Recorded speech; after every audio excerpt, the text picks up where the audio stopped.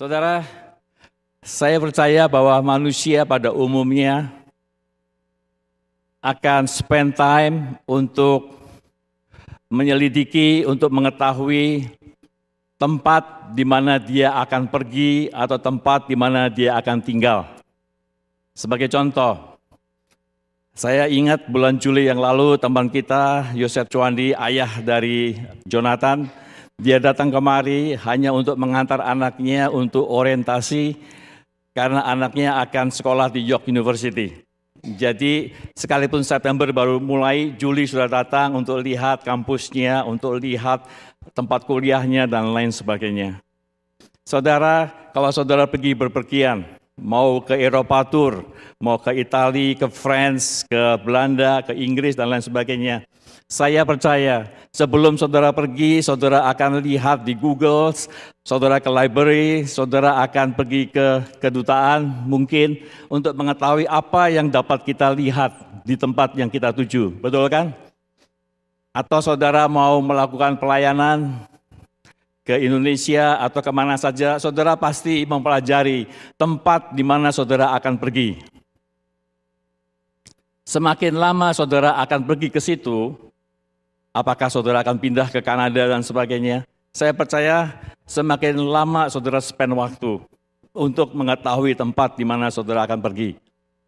Bukan hanya itu saja, kalau saudara bukan hanya tempat saja, tapi saudara juga akan spend waktu untuk mengetahui tempat atau di mana saudara akan pergi yang saudara anggap penting di dalam hidup saudara. Misalnya, contohnya, saudara sudah pacaran, saudara belum pernah ketemu orang tua dari pacar saudara, saudara mau datang ke rumah pacar dari orang tua saudara. Saya percaya saudara akan memikirkan apa kesukaan daripada pacar dari orang tua saya, bukan? Apa makanan yang dia suka, apa yang dia tidak suka, dan saudara akan mempersiapkan diri sebaik-baiknya supaya saudara representable. Kalau saudara pikir saudara badannya kurang wangi, saudara pakai minyak wangi, dan biasanya kalau pakai minyak wangi, bunyinya cuma ceris-ceris gitu aja, tapi kalau mesti ke mertua, saudara akan berbunyi biur-biur. Jadi berarti minyak wangi yang saudara pakai akan lebih banyak daripada seperti biasanya.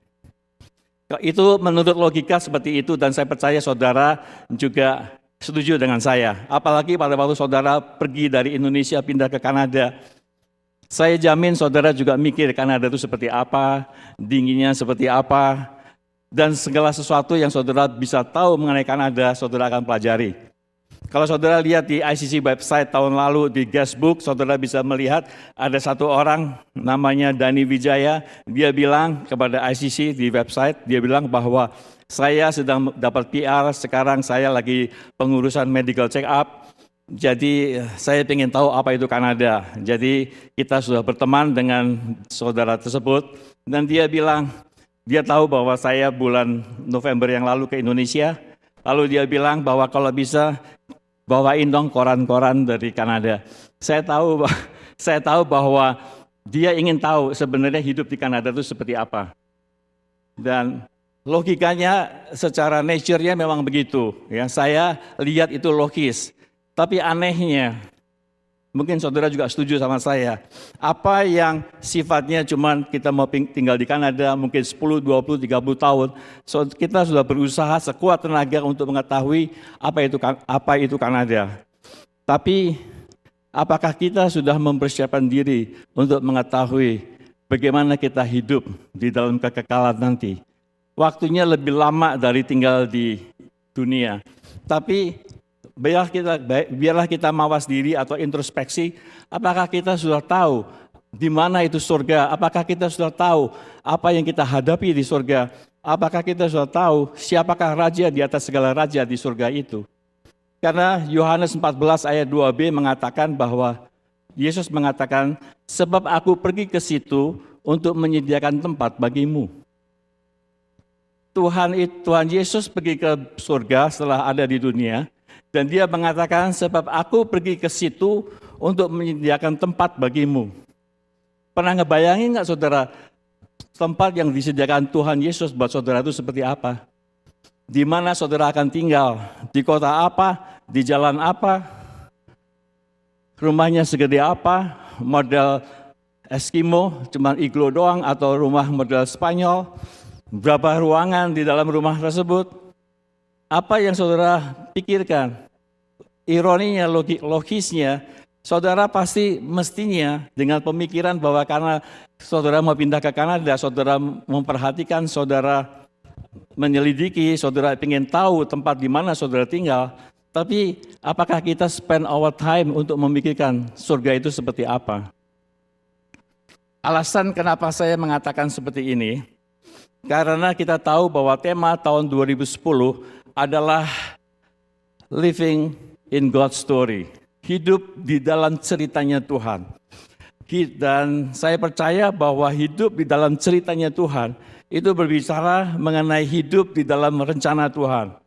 Dan kalau kita bicara mengenai hidup di dalam rencana Tuhan, itu kita berbicara mengenai dari awal kejadian kita, bahkan sebelum kita lahir di dunia ini, yaitu pada saat kita ada di dalam pikiran dan hati Tuhan, sampai kita lahir di dunia ini, sampai kita hidup di dalam dunia ini, kita sampai menghadapi apa yang terjadi di dunia ini, sampai kita hidup selama-lamanya, kekal selama-lamanya di akhir kehidupan manusia. Sebab manusia diciptakan Tuhan untuk hidup kekal. Masalahnya adalah di mana kita akan tinggal di dalam hidup kekekalan itu. Apakah kita hidup kekal bersama dengan Tuhan, ataukah kita hidup kekal tidak bersama dengan Tuhan? Apakah kita tinggal di tempat yang ada AC-nya, ataukah kita tinggal di oven? Basically kasarnya itu seperti itu. Sebab di dalam Kejadian 1 ayat 26 dikatakan bahwa berfirmanlah Allah, baiklah kita menjadikan manusia menurut gambar dan rupa kita. Kenapa kita dijadikan oleh Tuhan menurut gambar dan rupa Tuhan? Supaya Tuhan itu bisa berkomunikasi, Tuhan bisa berkomun, Tuhan bisa bersekutu dengan kita. Karena Tuhan kita adalah Tuhan adalah kasih, dan kasih itu butuh objek. Kita sudah sering dengar, dan kita adalah objek kasih daripada Tuhan. Dan saudara lihat bahwa Tuhan menciptakan kita itu kekal selama-lamanya. Tapi apa yang direncanakan Tuhan untuk manusia hidup kekal selama-lamanya agak terganggu, ada interruption. Kalau saya mau summarize daripada isi Alkitab, interruptionnya itu adalah bahwa Adam dan Hawa jatuh di dalam dosa. The wages of sin is death. Jadi upah dosa adalah maut. Jadi mau tidak mau, suka atau tidak suka, apa yang direncanakan Tuhan bahwa manusia itu diciptakan untuk hidup kekal selama-lamanya dengan Tuhan, terganggu, ada interruption bahwa manusia itu harus mati, kemudian bangkit kembali, resurrected, dan apa yang kita lakukan di dunia ini, kepercayaan kita kepada Tuhan Yesus atau tidak percaya dengan Tuhan Yesus menentukan kita hidup kekal atau tidak bersama dengan Tuhan. Manusia tetap hidup kekal, tapi masalahnya bukan masalah apakah kita hidup kekal atau tidak, tapi di mana kita akan hidup kekal. Di dalam Yohanes pasal 3 ayat 16b dikatakan, Yohanes 3 ayat 18. Barang siapa percaya kepadanya, ia tidak akan dihukum. Barang siapa tidak percaya, ia telah berada di bawah hukuman. Sebab ia tidak percaya dalam nama anak tunggal Allah. Kalau saudara pikir, saudara baca Alkitab, orang-orang zaman dulu itu hidupnya 600, 700, 800, 900 tahun. Memang sebenarnya Tuhan menciptakan untuk kita hidup kekal selama-lamanya dan tidak pernah mati. Itu rencana Tuhan. Tapi karena ada dosa masuk di dalam dunia, apapun yang terjadi di dunia itu sebenarnya tidak sesuai dengan rencana Tuhan. We are living a life that not supposed to be. Jadi di situ dikatakan bahwa we are not living the life God created us to live. Makanya ada kematian, makanya ada disodorkan untuk kita menerima Yesus atau tidak menerima Yesus, sehingga kita beroleh keselamatan, sehingga kehidupan kekal kita bersama dengan Tuhan atau tidak. Jadi ceritanya itu semacam itu. Living in God's story adalah bicara mengenai kita hidup di dalam ceritanya Tuhan sebagai manusia, tapi juga kita hidup sebagai di dalam rencananya Tuhan. Tema tahun 2010, saudara ingat Januari, Februari, Maret, sampai April. Selama 4 bulan kita akan berbicara mengenai the original plan of God di bulan Januari. Bulan Februari kita akan bicara mengenai hal yang paling penting adalah komunion dengan Tuhan, bersekutu dengan Tuhan Februari. Maret kita akan berbicara mengenai kejatuhan manusia, dan April dimulai dengan Paskah, kita bicara mengenai the restoration of God. Dan dari situ, dari bulan Mei sampai Desember, kita akan having fun together, karena firman yang disampaikan adalah bagaimana kita hidup di dalam ceritanya Tuhan. Tetapi dari Januari sampai April kita mau memberikan fondasinya dulu, bahwa siapakah saudara pada waktu Tuhan menciptakan. Saudara tahu di bulan Januari kita berbicara mengenai bahwa kita adalah anak-anak Tuhan. Itu adalah status kita. Pekerjaan kita, pelayanan kita adalah sebagai hamba, kita sebagai orang yang diserahkan mengenai aset oleh Tuhan, ada stewardship, dan kita juga berbicara mengenai communion. Dan di bulan Februari kita akan berbicara sebenarnya Tuhan menciptakan saudara menurut gambar dan rupa Tuhan. Apa sebabnya Tuhan melakukan itu? Karena Tuhan mau berkomunion dengan kita, mau bersekutu dengan kita. Karena pada saat kita diciptakan oleh Tuhan, segala sesuatunya baik. Kita punya atribut, jadi adalah tanda kita, adalah hak kita, adalah apa kita adanya, bahwa kita berarti, kita significance, bahwa kita punya sense of belonging karena kita ada di dalam keluarga Allah, bahwa kita diterima oleh Tuhan. Jadi sense of significance, sense of belonging, sense of acceptance, anything yang manusia butuhkan sekarang itu adalah atribut Tuhan, atribut yang diberikan Tuhan. Tapi pada saat manusia jatuh dalam dosa, atribut itu menjadi kebutuhan manusia. Maka itu adalah apa yang kita hadapi kehidupan kita hari demi hari. Dan mungkin saudara akan bertanya, kenapa komunion dengan Tuhan, kenapa bersekutu dengan Tuhan itu satu hal yang sangat penting buat saudara dan saya. Untuk itu mari kita buka Mazmur 16 ayat 11. Mazmur 16 ayat 11. Mazmur 16 ayat 11. Engkau memberitahukan kepadaku jalan kehidupan. Di hadapanmu ada sukacita berlimpah-limpah, di tangan kananmu ada nikmat senantiasa. Di dalam bahasa Inggrisnya dikatakan lebih jelas lagi dalam Mazmur 16 ayat 11 adalah, You will show me the way of life, granting me the joy of your presence and the pleasure of living with you forever. Jadi sukacita dan kenikmatan senantiasa ada di dalam kita. Dan saya percaya bahwa commune with God, bersekutu dengan Tuhan, adalah kehendak Tuhan, supaya kita tahu jalan kehidupan. Karena di sini dikatakan, engkau memberitahukan kepadaku jalan kehidupan. Di hadapanmu itu berarti bahwa in His presence, di dalam hadirat Tuhan, di hadapanmu ada sukacita berlimpah-limpah. Di tangan kananmu ada nikmat senantiasa. Tuhan tahu bahwa Tuhan adalah satu-satunya sumber untuk memberi kepada kita jalan kehidupan. Tidak ada teori lain, tidak ada alternatif lain, tidak ada hal yang lebih baik daripada tanya sama Tuhan sendiri, mengerti apa artinya kehidupan kita dan ditunjukkan jalan kehidupan buat kita, itu datang dari Tuhan. Tidak ada yang lain. Dan di dalam hadirat Tuhan itu ada sukacita. If you always in the God's presence every day, saudara akan merasakan sukacita itu. Di dalam hadirat Tuhan ada sukacita. Dan sukacita itu mendatangkan kekuatan bagi kita. Dulu tahun 80-an kita sering nyanyi, The joy of the Lord is my strength.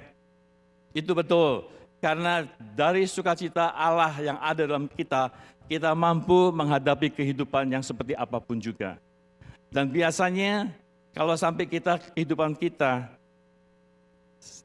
mengalami masalah, yang dicuri dulu oleh iblis adalah sukacita. Karena iblis itu tahu betul bahwa pada saat kita kehilangan sukacita yang dari Tuhan, disitulah kita menjadi lemah. Dan pada saat kita menjadi lemah, disitulah iblis lebih berkuasa daripada kita sebagai anak Tuhan.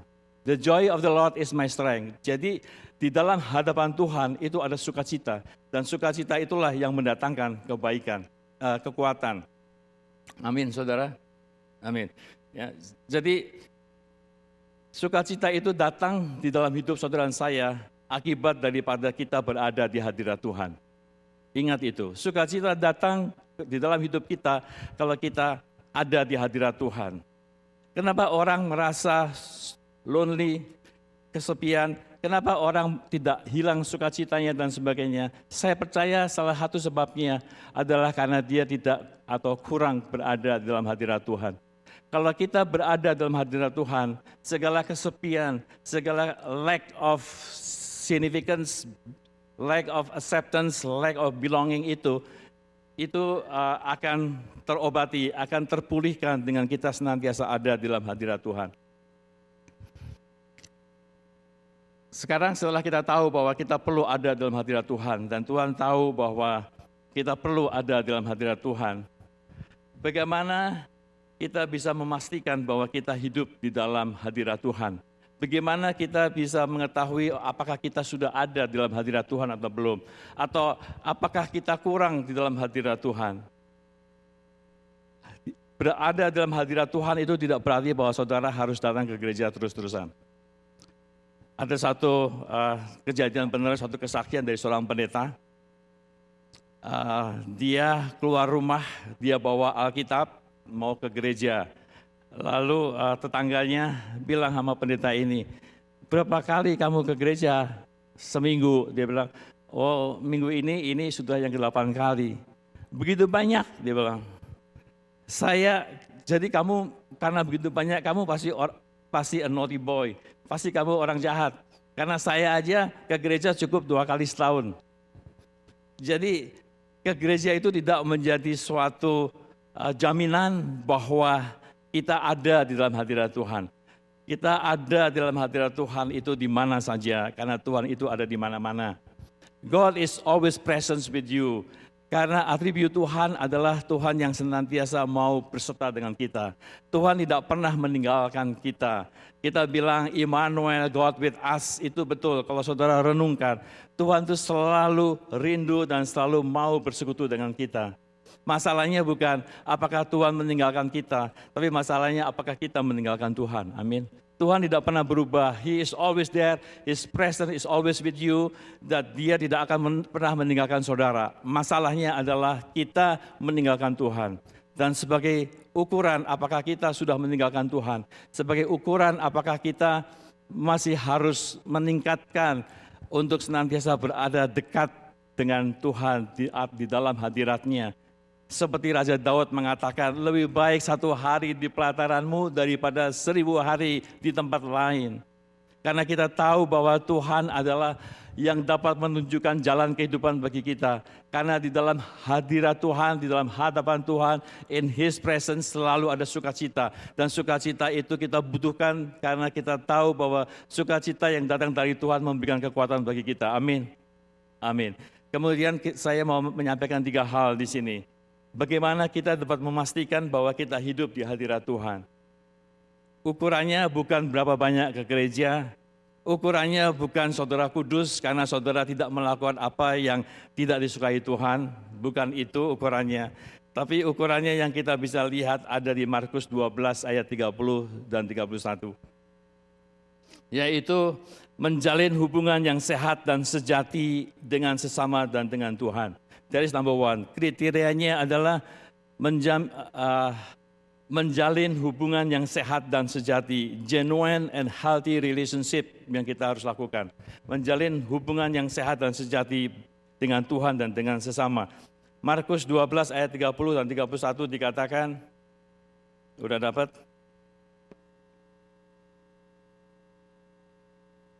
Sering ya, Markus 12 ayat 30. 30-31. Kasihilah Tuhan Allahmu dengan segenap hatimu, dan dengan segenap jiwamu, dan dengan segenap akal budimu, dan dengan segenap kekuatanmu. Dan hukum yang kedua ialah kasihilah sesamamu manusia seperti dirimu sendiri. Tidak ada hukum lain yang lebih utama daripada kedua hukum ini. Saudara, satu kriteria, satu patokan, satu ukuran. Apakah kita ada dalam hadirat Tuhan? Apakah kita terganggu our being berada dalam hadirat Tuhan itu karena masalah apakah kita taat kepada firman Tuhan ini. Bagaimana kita mengasihi Tuhan, bagaimana kita respons kepada kasih Tuhan, itu menentukan apakah kita berada di dalam hadirat Tuhan atau tidak. Ukurannya kalau bilang saya mengasihi Tuhan, iya saya mengasihi Tuhan. Tetapi ukurannya, barometernya, tolak ukurnya itu bukan di kita mengasihi Tuhan. Itu sangat subjektif bagi setiap orang. Tapi ukurannya adalah di hukum kedua, yaitu apakah kita mengasihi sesama kita sama seperti kita mengasihi diri kita sendiri. Itu ukurannya. Do you love your neighbors? Do you love sesama? Itulah yang menjadi tolak ukur, yang menjadi ukuran apakah saudara mengasihi Tuhan atau tidak. Di dalam 1 Yohanes 4:20 ayat 21 dikatakan, aku mengasihi Allah. Jikalau seorang berkata, aku mengasihi Allah, dan ia membenci saudaranya, maka ia adalah pendusta. Karena barang siapa tidak mengasihi saudaranya yang dilihatnya, tidak mungkin mengasihi Allah yang tidak dilihatnya. Saudara lihat bahwa kasih kita kepada Tuhan, kepada Allah itu subjektif. Kita sendiri, our own judgment. Tetapi itu bisa dibuktikan daripada kasih kita kepada sesama. Do you love your neighbors or not? Do you love one another or not? Karena itu yang menentukan, itu yang menjadi ukuran apakah betul kita sudah melakukan hukum yang pertama. Jadi tidak mengasihi sesama sudah dipastikan kita juga tidak mengasihi Tuhan. Mungkin banyak yang tanya ya, jadi mengasihi sesama itu begini apa? Apakah kita harus terima setiap orang, biarpun itu orang yang kita benci dan sebagainya, atau yang tidak sama pikirannya dengan kita? Bukan itu masalahnya saudara, jadi jawabannya tidak. Tetapi kita punya tanggung jawab di dalam berdamai dengan setiap orang. Kita punya tanggung jawab untuk memulihkan hubungan yang ada antara kita dengan orang lain. Di dalam Roma 12 ayat 18 dikatakan, sedapat-dapatnya. Kalau bilang sedapat-dapatnya, saya percaya itu tidak mutlak, tidak absolut. Sedapat-dapatnya itu adalah lakukan sekuat mungkin. Tetapi kalau enggak, ya enggak apa-apa. Sedapat-dapatnya kalau hal itu bergantung padamu, hiduplah dalam pendamaian dengan semua orang. Kenapa Tuhan memberikan firman semacam ini? Karena saya percaya bahwa apa yang tidak diinginkan Tuhan terjadi dalam kehidupan manusia, maka Tuhan memberikan firman ini. Karena apa yang tidak diinginkan oleh Tuhan di dalam kita adalah kita ingin retaliate, kita ingin membalas. Kalau saudara lihat kenapa dunia semacam ini, kenapa ada perang Israel dengan Palestina dan sebagainya, itu karena ada masalah balas-membalas, ada retaliation.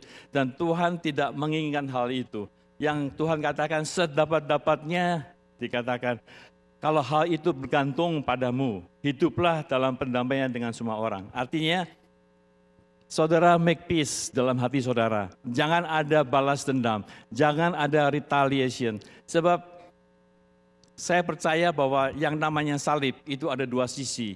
The wrong side and the right side. Artinya apa? The wrong side, kita datang kepada salib karena kita berdosa. Kita bersalah, kita datang untuk meminta forgiveness, pengampunan. Tapi the other side of salib, yang ada Yesusnya, adalah sekalipun kita benar, sekalipun kita tidak bersalah, tapi apakah kita mampu untuk melepaskan pengampunan bagi orang yang bersalah kepada kita? That is the other side of the cross. Buat yang pertama, saudara bersalah, saudara berdosa, saudara datang ke salib Kristus, saudara minta ampun, itu lebih mudah daripada saudara benar. Saudara tidak salah, tapi hak saudara dilanggar orang, hati saudara dilukai oleh orang, tapi saudara datang kepada kayu salib, the right side of the cross, dan saudara melepaskan pengampunan. That is hard. Saya percaya. Tapi Tuhan mau bahwa hidup kita, hati kita, kenapa dikatakan segala sedapat-dapatnya kalau hal itu bergantung padamu, hiduplah dalam pendamaian dengan semua orang. Artinya, jangan ada dendam dalam hati saudara. Jangan ada bitterness di dalam hati saudara. Karena dendam itu datang dari luka hati yang tidak terselesaikan. Dan kalau ada itu, biar seperti apapun saudara benarnya, saudara akan jauh di hadapan Tuhan. Karena Tuhan kita adalah Tuhan yang mampu mengampuni. Tuhan kita mempunyai hati yang selalu mengampuni. Dan saudara tidak mengampuni, saudara ada retaliation, saudara datang di hadapan Allah, it won't work that way. Kita datang kepada Tuhan, ukuran daripada kita ada dalam hadirat Tuhan, berapa dekat kita dengan Tuhan, pertama tergantung kepada what is your relationship with God and with others. Poin kedua, bereskan dosa dengan segera. Poinnya itu, saya buka di Yunus 1 ayat 1 sampai 3. Yunus 1 ayat 1 sampai 3. Tahu ceritanya Yunus ya? Jonah. Dikatakan di sini, saudara perhatikan, saudara belajar bahwa kalau ada perkataan yang diulang, itu menandakan bahwa itu kelewat terlalu dan amat penting bagi Tuhan untuk kita mengetahuinya. Datanglah firman Tuhan kepada Yunus bin Amittai demikian. Bangunlah, pergilah ke Niniwe, kota yang besar itu, berserulah terhadap mereka karena kejahatannya telah sampai kepadaku. Tetapi Yunus bersiap untuk melarikan diri ke Tarsis, jauh dari hadapan Tuhan. Garis bawahi. Tetapi Yunus bersiap untuk melarikan diri ke Tarsis, jauh dari hadapan Tuhan. Ia pergi ke Yafo dan mendapat di sana sebuah kapal yang akan berangkat ke Tarsis. Ia membayar biaya perjalanannya, lalu naik kapal itu untuk belayar bersama-sama dengan mereka ke Tarsis, jauh dari hadapan Tuhan. What does it mean? Jauh dari hadapan Tuhan. Kalau kita bersekutu dengan Tuhan, kalau kita berjalan bersama Tuhan, artinya kita taat kepada Tuhan. Kalau kita tidak taat kepada Tuhan, kita berdosa. Bereskan dosa sesegera mungkin. Itu adalah poin yang kedua. Di sini dikatakan bahwa dosalah yang membuat kita jauh dari hadapan Tuhan. Kalau di sini kita lihat bahwa Yunus goes to the opposite direction yang Tuhan mau. Tetapi karena Yunus pergi ke tempat lain, maka dikatakan di sini poinnya adalah jauh dari hadapan Tuhan. Artinya apa? Kita sedang belajar mengenai commune with God. Kita belajar mengenai ada di dalam hadirat Tuhan. Kita belajar mengenai dekat dengan Tuhan. Dosa yang kita lakukan itu akan menjauhkan kita, mendorong kita jauh dari Tuhan. Bukan Tuhan yang menjauhin kita. God is always present. God is always there. Tuhan tidak pernah meninggalkan kita.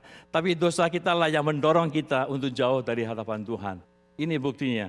Bahwa dosa yang tidak terselesaikan itu akan menjauhkan kita dari hadapan Tuhan. Dan kalau kita menjauhkan dari hadapan Tuhan, itu akan merusak hubungan kita dengan Tuhan dan merusak hubungan kita dengan sesama. Ya, menghancurkan hubungan kita dengan Tuhan dan menghancurkan hubungan kita dengan sesama. 1 Yohanes 1 ayat 7 dikatakan, tetapi jika kita hidup di dalam terang sama seperti Dia ada di dalam terang, maka kita beroleh persekutuan seorang dengan yang lain. If we live in light, kalau kita hidup di dalam terang, kalau kita hidup bersama dengan Tuhan yang adalah terang, keuntungannya, byproduct-nya adalah kita beroleh persekutuan seorang dengan yang lain. Kehidupan kita, hubungan kita lebih baik dengan orang lain. Percaya kalau saudara berada dalam terang, saudara dekat dengan Tuhan, hubungan kita dengan istri kita, hubungan kita dengan suami kita akan membaik. Amin. Dan bukan hanya dengan suami istri, tapi dengan orang tua, dengan anak, dengan mertua, dengan sesama, dengan teman, semuanya akan jadi baik. Kalau persekutuan kita dengan Tuhan baik, kalau kita ada di dalam terang. Dan darah Yesus anaknya itu menyucikan kita daripada segala dosa. Artinya, kita tahu, kita sadar, kita manusia. Kita tidak munafik, Kita harus jujur bahwa di dalam kehidupan kita, kita sering berdosa. Kita sering jatuh dalam dosa. Kita bukan orang berdosa, tapi dalam kehidupan kita, di dalam hidup ini kita pernah jatuh, kita sering berdosa. Dan di sini dikatakan bahwa kalau kita berdosa dan kita ada dalam hadirat Tuhan, kita membereskan. Dikatakan darah Kristus menyucikan kita. Amin. Itu adalah jaminan. Ya, kita beroleh persekutuan seorang dengan yang lain dan darah Yesus anaknya itu menyucikan kita daripada segala dosa. Ada jaminan Tuhan. Pada saat kita in His presence, pada saat kita senantiasa bersekutu dengan Tuhan, persekutuan kita dengan Tuhan akan menghasilkan persekutuan dengan orang-orang sesama jadi baik. Dan pada saat kita jatuh dalam dosa sekalipun, darah Kristus menyucikan segala dosa kita. Amin, saudara. Itu jaminan dari Tuhan. Kisah Para Rasul 3 ayat 19 itu bunyinya dalam bahasa Indonesia agak kurang pas. Dibilang begini, karena itu sadarlah dan bertobatlah supaya dosamu dihapuskan. Ya, saudara tahu tadi bahwa darah Kristus senantiasa menyucikan kita. Tapi bahasa Inggrisnya lebih lengkap sesuai dengan apa yang kita sampaikan hari ini. Repent therefore and return, that your sins may be wiped away, in order that times of refreshing may come from the presence of the Lord. Di dalam hadirat Tuhan dengan hati yang benar, mau membereskan segala dosa yang ada, dikatakan bahwa di dalam hadirat Tuhan itulah kita mendapatkan refreshing. Di dalam hadirat Tuhan itulah kita disegarkan kembali. Saudara, itu janji Tuhan. Jadi yang pertama tadi, membina, menjalin hubungan yang baik dan sehat dengan sesama dan Tuhan. Yang kedua, bereskan dosa sesegera mungkin. Dan poin yang terakhir, yang ketiga adalah senantiasa bertumbuh dalam iman. Senantiasa harus bertumbuh di dalam iman. Karena kekristenan, semakin hari kita semakin belajar untuk iman kita senantiasa ditingkatkan. Senantiasa iman itu harus ditingkatkan. Okay. An ongoing growth. Sebab kita hari demi hari, kita tidak hanya bertambah tua saja. Saya sedih kalau orang merasa bahwa hari demi hari itu cuman berubah tambah tua saja.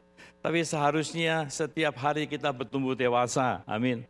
Dan dewasa itu bukan dinilai dari umur, tapi dewasa dinilai daripada karakter kita, dinilai daripada maturity kita mengikuti Tuhan, dinilai daripada bagaimana pertumbuhan iman kita. Segala sesuatunya itu akan membuat summary daripada apakah kita tumbuh dewasa atau tidak. Sebab berada dalam hadirat Tuhan, in God's presence, sudah pasti ada perubahan. Di dalam hadirat Tuhan itu sudah pasti ada perubahan. Saudara bayangin, kalau saudara senantiasa acknowledge and recognize, ya, mengetahui dan mengakui bahwa hadirat Tuhan senantiasa bersama dengan saudara, saya percaya saudara tidak akan pergi ke tempat-tempat yang Tuhan gak suka. Percaya, sebagai anak Tuhan, sebagai orang Kristen, pergi ke tempat yang tidak baik, yang tidak bermoral dan sebagainya, selalu ada pertempuran dalam hatinya. Pergi jangan. Kalau perginya itu lebih besar daripada jangannya, pertanyaan selanjutnya adalah bagaimana caranya supaya tidak ada orang yang lihat. Tetapi kalau kita senantiasa tahu hadirat Tuhan bersama dengan kita, saya percaya pada saat saudara itu, saudara sadari dan saudara akui, dan saudara mengasihi Tuhan lebih dari segala sesuatunya, saya percaya saudara tidak akan pergi ke tempat yang tidak senonoh itu.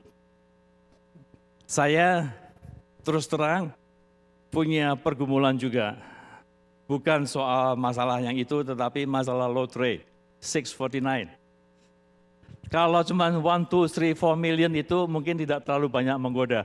Tetapi kalau 10, 20, 30, 40 million, nggak tahu apakah betul atau enggaknya, itu selalu ada thought masuk di dalam. Pertanyaannya adalah beli roti salah atau enggak? Saudara, ini saya. conviction saya. Bahwa beli rotary itu adalah jalan pintas. Sesuatu yang Tuhan sedang bangun dalam karakter kita. Kalau ya saudara pakai alasan macam-macam bisa lah. Pakai kan 10% buat Tuhan, 10% buat gereja. Tapi saudara pikir, pertanyaannya adalah kalau saudara dapat itu, apakah saudara masih bisa memberikan kesaksian hidup saudara ditolong oleh Tuhan? Saya mikir loh saudara, kalau saya seandainya beli lotre dan saya menang, gimana saya bisa bicara di sini bahwa Tuhan senantiasa setia di dalam memberikan pertolongan tepat waktu, tepat dan sebagainya sehingga integritas karakter kita bisa dikuatkan. How can I do that? Tapi jadi pemikirannya semacam itu. Saya bukannya nggak pernah masuk dalam pikiran, pernah. Dulu zaman pertama saya pernah jatuh juga dalam hal itu. Apalagi dulu saya ingat Yungka, saya ingat itu dulu. Saya bertobat duluan dari dia. Setelah saya bertobat, sayangnya seminggu, 2 minggu kemudian saya dapat kiriman dari Indonesia rokok gudang garam. Dulu saya satu kerjaan sama dia, saya suka kasih dia rokok, dia suka kasih, bukan saya todong dia untuk kasih saya rokok dan sebagainya, karena saya bosnya dia dulu. Setelah saya bertobat, saya sadar bahwa saya nggak perlu punya ketergantungan dengan sesuatu seperti rokok. Jadi itu setelah saya bertobat, saya menerima Yesus sebagai Tuhan dan Juru Selamat, seminggu atau 2 minggu kemudian saya nggak ingat, ujian pertama daripada iman saya itu saya dikirimin rokok sama ayah saya dari Indonesia, gudang garam. Saya lulus, tapi apakah saya lulus dalam hal ini saya nggak tahu. Bukannya saya buang, mungkin saya tawarin ke Yungke. Karena dia belum bertobat. Sebagai ganti rugi, dulu saya suka nodong dia minta rokok. Kalau saya minta rokok sama dia itu nggak sungkan-sungkan. Saya ambil dari kantong bajunya. I forgot, saya kasih atau saya buang, I don't remember. Tapi itu yang pengalaman saya. Jadi maksud saya itu adalah biar kita tetap senantiasa bisa berubah di dalam Tuhan. Di dalam hadirat Tuhan pasti ada perubahan. Dan juga kenapa ada perubahan? Karena ada pekerjaan Roh Kudus di dalam hidup saudara. Pada saat saudara menerima Yesus sebagai Tuhan dan Juru Selamat, come into my heart, come into my heart, itu nyanyian orang Sunday School. Itu Roh Kudus yang masuk di dalam manifestasi Tuhan di dalam hidup kita, adalah Roh Kudus ada dalam hidup kita. Apalagi Yesus mengatakan, aku pergi ke rumah Bapa, tapi aku tidak meninggalkan kau sendirian. Aku akan mengirimkan seorang comforter, seorang penghibur, yaitu Roh Kudus. Ya. Jadi di dalam 2 Korintus 3:18 kita lihat, dan kita semua mencerminkan kemuliaan Tuhan dengan muka yang tidak berselubung. Dan karena kemuliaan itu datangnya dari Tuhan yang adalah Roh, maka kita diubah menjadi serupa dengan gambarnya dalam kemuliaan yang semakin besar. Keinginan dari Roh Kudus adalah untuk merubah kita. From glory to glory, itu adalah keinginan Roh Kudus. Merubah hidup kita dari kemuliaan kepada kemuliaan yang lebih besar, supaya Yesus sebagai Tuhan, Raja di atas segala rasa, Raja dinyatakan dalam kehidupan kita, sehingga orang-orang bisa melihat dan mengaku dan bertekuk lutut bahwa Yesus Kristus adalah Tuhan. Itu adalah rencana Tuhan. Di dalam hidup kita, kita diubahkan dari kemuliaan kepada kemuliaan. Itu adalah pekerjaan Roh Kudus dalam hidup kita. Ya, jadi kita melihat bahwa kalau kita izinkan Roh Kudus bekerja dalam hidup kita, kalau kita senantiasa ada dalam hadirat Tuhan, kita pasti akan berubah. Saya khawatir, saya cemas, saya concern kepada orang Kristen yang sudah menerima Yesus sebagai Tuhan dan Juru Selamat, tapi tidak ada perubahan sama sekali dalam hidup kita. Di mana Tuhan? Di mana Tuhan yang senantiasa mau melakukan sesuatu, mau merubah kita? Tadi kita sudah nyanyikan juga untuk dijadikan serupa dengan gambaran anaknya. Karena dosa, apa gambaran kita, gambar dan rupa Allah dalam hidup kita tercemar. Sudah rusak. Ya. Apakah 100% rusak, 90, 80, it doesn't matter. Tapi yang terang sudah rusak. Sehingga Tuhan perlu untuk memulihkan kita. Tuhan perlu untuk memulihkan kita. Ya, saudara sudah dengar 3 hal. Bagaimana kita mengukur, bagaimana kita measure, apakah kita senantiasa ada dalam hadirat Tuhan, apakah kita menjauh. God is always present. God doesn't want to leave us. God is Immanuel. Tetapi apakah kita senantiasa ada dalam hadirat Tuhan? Apakah kita mau belajar untuk ada dalam hadirat Tuhan? Dan kalau saudara mau tahu, tadi saya sudah sampaikan bagaimana kita belajar senantiasa ada dalam hadirat Tuhan. 3 hal itu saudara perhatikan baik-baik. Menjalin hubungan yang sehat dan baik dengan sesama dan dengan Tuhan. Untuk memenuhi the greatest commandment dalam hidup kita, kasihilah dan sebagainya. Yang kedua, bereskan dosa sesegera mungkin. Sebab dosa yang tidak dibereskan sesegera mungkin akan membuat hati kita keras seperti bangsa Israel yang tegar tengkuk. Ya, ketiga adalah biarlah kita senantiasa berubah, always berubah di dalam Tuhan. Karena itu adalah pekerjaan Roh Kudus. Amin, saudara. Saya minta worship pemimpin pujian dan kita berdoa. Kalau Roh Kudus yang mengingatkan kita, yang memberikan comfort pada saat kita susah, tapi juga memberikan conviction kepada kita. Kemudian Roh Kudus hidup di dalam kehidupan kita dan kita berubah. Kemudian Yesus di dalam Matius, di dalam Lukas juga mengajarkan kepada kita untuk membawa kita kepada Bapa. Dan saya tadi sudah mengatakan bagaimana quote-unquote rumah atau quote-unquote tempat yang sudah disediakan Tuhan buat saudara. Saya ajak saudara untuk melihat dengan mata rohani saudara apa yang sedang dibangun dan dibentuk Tuhan Yesus buat saudara di surga. Yohanes mengatakan 14 ayat 2b, Tuhan Yesus mengatakan, sebab aku pergi ke situ untuk menyediakan tempat bagimu. Saya mengajak saudara berdiri, saya mengajak saudara untuk meresponi firman Tuhan hari ini. Tapi satu hal yang saya juga mau katakan bahwa Tuhan tidak pernah meninggalkan engkau. Kalau dulu saudara diciptakan Tuhan, manusia diciptakan Tuhan, bukan saudara. Manusia diciptakan Tuhan, punya atribut significance, punya atribut belonging, punya atribut acceptance, punya atribut segala sesuatu berkenan di hadapan Tuhan. Tapi karena dosa, semua atribut itu menjadi need manusia, termasuk saudara dan saya. Tapi kita tahu bahwa Yesus datang ke dunia, mati di kayu salib untuk restore, untuk memulihkan. Kita akan belajar lebih lanjut di bulan April. Untuk memberikan suatu value yang baru bahwa harga saudara, keberhargaan saudara di hadapan Tuhan sama mahalnya dengan pengorbanan Kristus di kayu salib. Saudara sudah nyanyi tadi, in His presence, karena tahu bahwa Tuhan sudah membayar dengan kos yang mahal. Dan pada saat Yesus mengajarkan, Bapa kami yang ada di surga, our Lord, our Father in heaven. Saya ajak saudara melihat dengan mata rohani saudara saat ini. Tuhan Yesus menuntun saudara, mengajarkan saudara untuk tidak hanya melihat Yesus saja, tapi melihat Bapa kami yang ada di surga. Bapa surgawi, Bapa yang ada di surga. Yesus menuntun saudara, Bapa kami yang ada di surga. Dan saudara lihat dengan mata rohani saudara, bahwa Yesus menuntun saudara kepada Bapa. Bapa yang senantiasa rindu untuk bersekutu dengan anaknya. Bapa yang senantiasa rindu untuk komun dengan anak-anaknya. Mungkin saudara akan masuk di coupling saudara, sementara saudara masuk di dalam rumah saudara, lihat dengan mata rohani. Yesus menuntun saudara masuk ke situ. Dan di ruang tamu, di tempat yang indah itu yang sudah disediakan Tuhan buat saudara.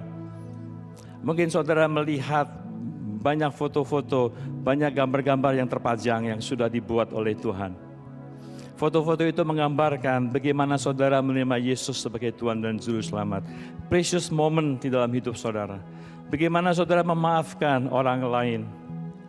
Bagaimana saudara tugas saudara, pekerjaan saudara, pelayanan saudara sangat berkenan kepada Yesus. Tapi di atas semuanya itu semua, ada satu picture yang besar yang ada di ruang tamu. Satu picture yang besar yang pasti, yang mau tidak mau saudara akan lihat. Dan gambar itu adalah gambar yang sangat berharga, yang sangat precious buat Bapa Surgawi. Gambar itu menceritakan seperti apa Bapa kita di surga kepada saudara dan saya. Kalau saudara renungkan, saya mau pakai ilustrasi gambar ini untuk menerangkan apa yang terjadi di Lukas 15. Pictures itu menggambarkan the center of that pictures adalah seorang bapak dan seorang anak. And the background of that pictures, bapak dan anak itu kelihatan satu mansion yang besar, satu rumah yang sangat mewah. Dan antara rumah itu dengan gambar bapak dan anak ada jalan yang kelihatan sekali bahwa bapak lari keluar dari tempat itu untuk menyambut anaknya yang hilang, the prodigal son. Dan kita melihat anak itu diangkat, didekap, dipeluk oleh Bapa. Dan kita juga melihat satu dompet, suatu kantong uang yang ada terjatuh di tanah. Uang itu, dompet itu kosong, tidak ada uang lagi di situ.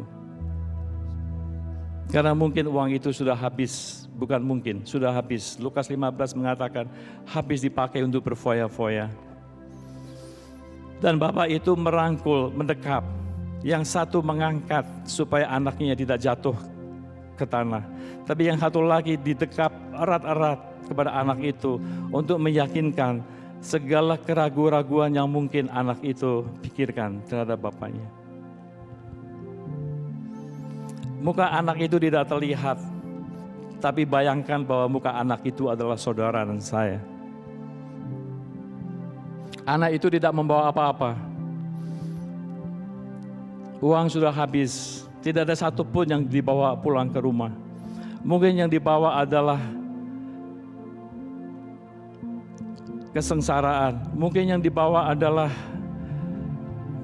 pakaian yang kotor, pakaian yang compang-camping, yang sudah rusak. Dan juga bau yang tidak menyedapkan, bau babi. Dan kakinya juga penuh lumpur. Karena anak itu sudah berjalan jauh sekali. Dan apa yang dikatakan oleh anak itu adalah,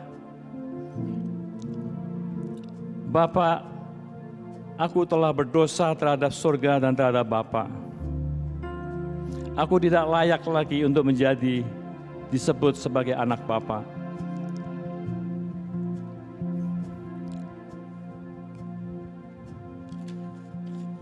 Jadikan aku sebagai salah satu upahan Bapak. Perkataan yang diulang-ulang, yang sudah dipikirkan lama sekali, dikatakan kepada bapaknya. Lukas 15:21. Bapak, aku telah berdosa terhadap surga dan terhadap Bapak. Aku tidak layak lagi disebutkan anak Bapak. Jadikan aku sebagai salah satu upahan Bapak. Mungkin itu juga mewakili saudara sekarang, bahwa saudara sudah putus asa. Saudara sudah merasa terlalu banyak berdosa terhadap Bapa di surga.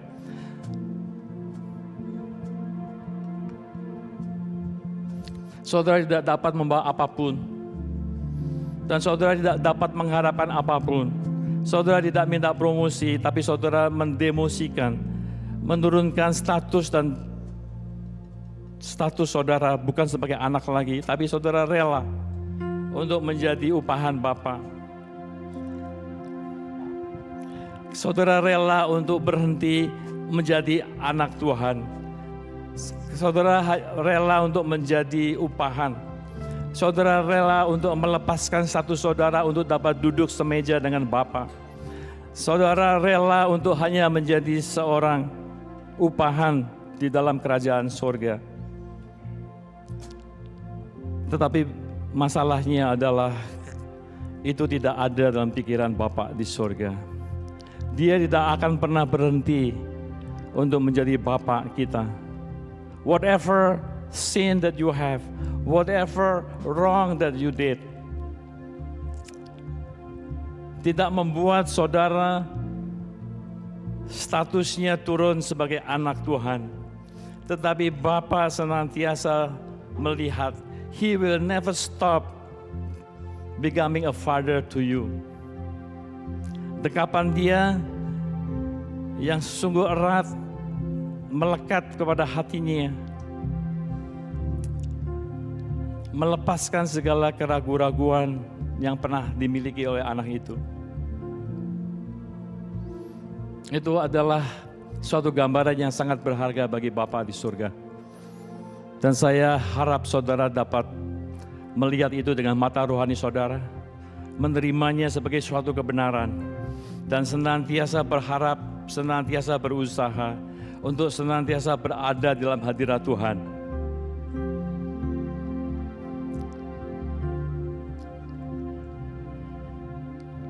Splendor of a king.